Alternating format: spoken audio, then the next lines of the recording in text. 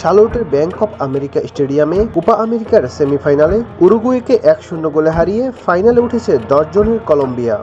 39 মিনিটে কলম্বিয়ার হয়ে গোলটি করেন ডিফেন্সিভ মিডফিল্ডার জেফারসন লেরমা। প্রথমার্ধের যোগ করার সময় লাল কার্ড দেখে মাঠ ছাড়েন Colombian right back Daniel Munoz.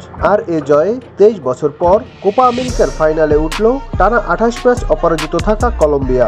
Bangladesh সময় আগামী সোমবার সকাল 6টায় মায়ামির হার্ড রক স্টেডিয়ামে কোপার ফাইনালে আর্জেন্টিনার মুখোমুখি হবে নেস্তর লরেঞ্জোর দল। কলম্বিয়া জয়সূচক গোলটি পেয়েছে কর্নার থেকে।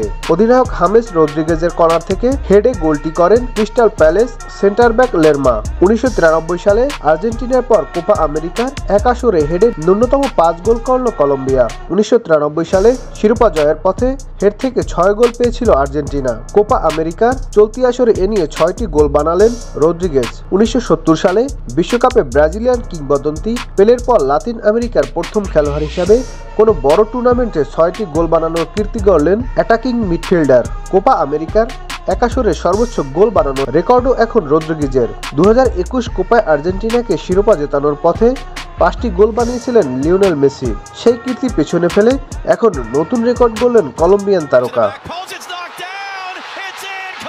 Nadim Hasan, channel I. Walton Switch, stylish and elegant.